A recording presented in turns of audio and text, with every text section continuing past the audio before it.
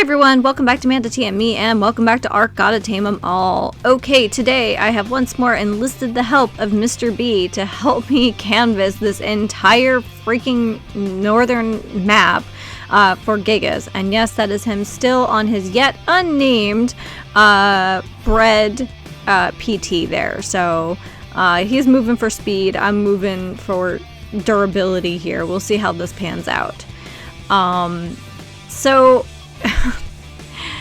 Ever since the Cha-Cha, the Carcharodontosaurus, was introduced to the maps, it has been significantly harder to find Gigas. Now, they share the same spawn locations, and of course they share the same percentages. So it's like, okay, well, if there's a 3% chance that either one of these super predators is going to appear on this map, then I guess ideally it should be half the time it might be a Giga and half the time it should be a Cha-Cha. Now, I have seen in other people's videos that both have spawned at the same time, but like the statistics in there is wild, and I also don't. Everyone's server settings are a little different, that kind of thing. No one likes playing on an empty map.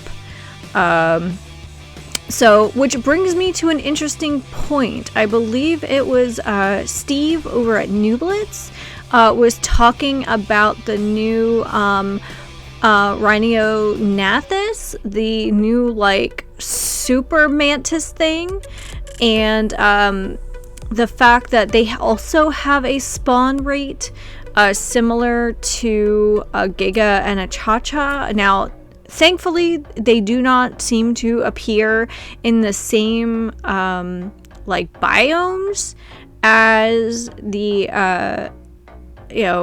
as each other. Thank goodness. Gigas really do like their kind of arid, barren, rocky regions, and of course the Cha-Chas spawn there as well. And the Rhyniognathas is very much like a swampy, edge of the redwoods kind of deal. So I know that the new creature spawns kind of in the same places that like you would see maybe a Baryonyx or Sarco, that kind of thing. So I'm hoping that we might be able to find one to test out the experience of this new taming method with the pheromones and stuff. It feels a little bit like trying to tame a Reaper, which we've never actually done, but it's definitely like a thing. So as you can see from my map, I have traveled far and wide already looking for these guys. And like I said, trying to cover even this small map with 5 potential spawn locations is a little tough because, of course, Gigas seem to have a little of the ADHD just like me, and they wander off their spawn spots very quickly. So just as I was about to claim defeat, Mr. B told me that he had found a Cha-Cha fairly close to where I was already searching. I had originally intended to search the Maw because that's a good place, and right now the plan is to take out any Cha-Cha that we find to increase the likelihood of a Giga spawning.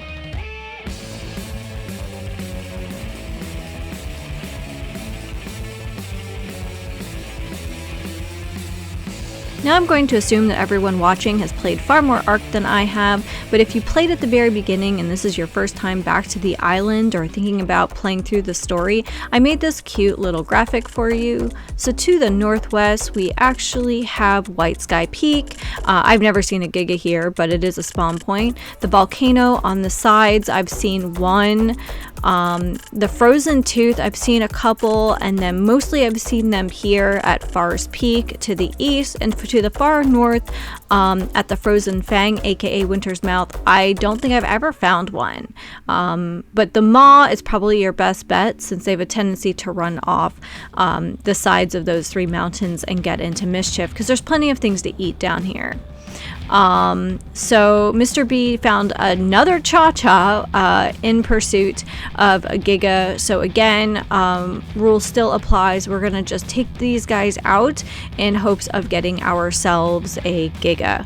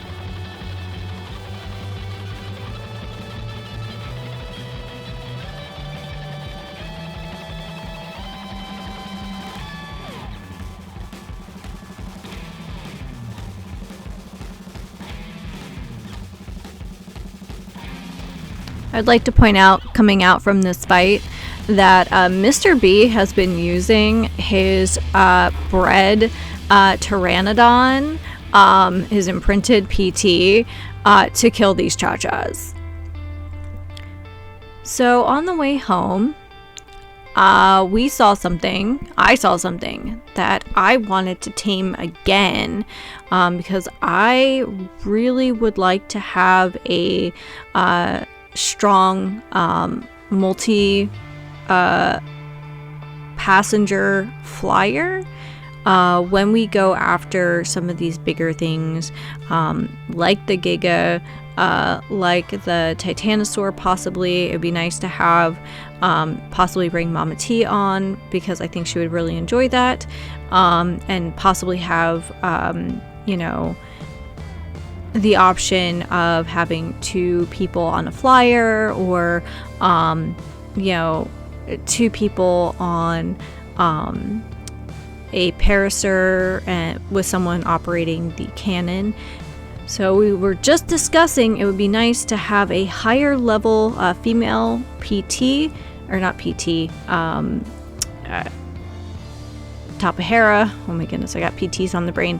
A higher level female Tapahera to breed with our satisfactorily level Flapplejacks, but it would be nice if he had a stronger lady, in hopes of making an imprinted baby Tapahera, and that would be kind of our one of our mobile units for going after these last terrestrial tames. So we found this gal here, and she's a pretty good level. She's also kind of pretty with her like rosy wings and such. So I don't know if I've ever seen a Tapahera that wasn't super pretty though, so there is that. I don't remember the last one being quite this sleepy. This really took a while. Here comes Mr. B, bringing some light to a very dark part of the beach, so much appreciated. And of course we have Tess Cargo. I couldn't resist. I had quite a long time to think about a name for our new Chapahara mama. So I'm very excited about that. So after test cargo was tamed, Mr. B called it a day, and I found my own mischief to get into, as I'm wont to do. And I decided today was the day, hell or high water, I was going to tame a damn Troodon. And you guys know I have been struggling. It's like the right combination of the right tames and to feed these guys. I'll be honest, I literally turned off night, or turned off like stop time basically, so I had enough time. I thought I was going to end up having to put like 1,000, and we have quite a few of these baby sheep, these little lambs, down, because so far those are the only real teams that the Troodons have been interested in. People are like, oh, you need baby Rexes, you need baby Gigas, you need to... Well, guess what? I haven't found a single Troodon that wants to eat those. And quite frankly, I tried an adolescent Rex and it just ate the Troodon. So it's been kind of stressful. Although I will say it's somehow less frustrating than the hyena. But I don't know why. They're both awful. Unless you're playing PvP, I have no idea why you'd even want one of these shit heels, but that's just me. But I finally kind of felt like at the 11th hour here, I finally found the right speed at which to run back and forth, and I probably should have put a catwalk that I could just walk across and just didn't really think about it over these two sides, so I could run back and forth more efficiently, but hindsight and all that. So once I realized the right timing to run across between the two ramps here, I finally got it in my head that just maybe, because each of these sheep only provides 1 to 3% of taming effectiveness. I was like, man, I'm gonna be here all night, which is literally why I'm like, I'm going to stop night here at twilight. And I do have the gamma bump pretty high, just so you guys can see, and goodness knows I don't want to find any more Troodons not in this trap in the dark. So the other thing that kept happening is my babies were starving, so I literally filled my little survivor pockets full of berries and raw meat so that I could use the transfer tool to keep transferring food into them to keep them alive while I send them off to slaughter. So now I'm like, I'm going to toss out as many of these babies as possible so that they're kind of all they all kind of aggro on the Troodon, or the Troodon at least aggroes on them. I'm still not really sure how the aggro levels work in babies. It's kind of strange.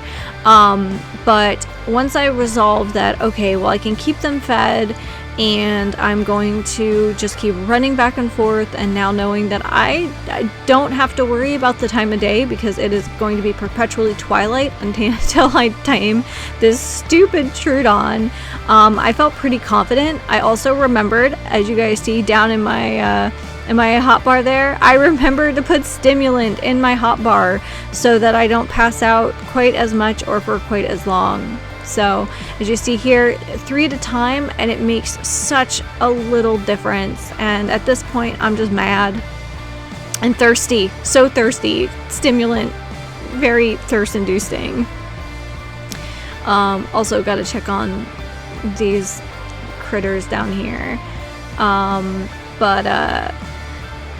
Yeah, that's a whole other thing. Was putting Bernice down in the pond. I know I built that entire pen for taming on the other side of the map, and we'll go back there, but I really wanted to be able to breed a bunch of stuff at the same time, and we're just kind of set up for it here. So with in mind that the Rexes and the Therazinos, for whatever reason, can clip through these walls, I was like, well, what's gonna get a decent amount of XP, but like I have a lot of them. So at the very least, these RGs have pretty good levels on them. Most of them are near maxed out. And they're bred, of course, so they've got really high health. Yeah, we just got really lucky with that. And whoopsie doodle, right into the pen that I have been so good about not falling into. And of course, this is only a level 4 Troodon, and I'm just like, no, why? And he's messing me up like a little bit, but it's mostly the venom that I'm worried about at this point. And then I'm like, oh, stimulant. I swear these guys do more knockout damage or have more intense knockout effect than literally any other dino. It's insane. So at this point I'm like, okay, I think I got it. So I've got my 2 Argentavises, pretty high level. This one 152, off to the slaughter. And I'm just about to feed this guy when we tamed a frickin' Troodon. And, you know, I needed to take a minute and decide what on earth I was going to name this stupid thing. Because, again, they're not worth anything except in PvP. What am I going to name this annoying little creature that I am never going to look at again? Likely never look at again after today's episode. I'm just like, whatever. And of course I like my, you know, alliterated name, so Tweedledum it is. And boy do I feel dumb, but it's done. So we're gonna take back our other RG and Tweedledum, and we're going back to base.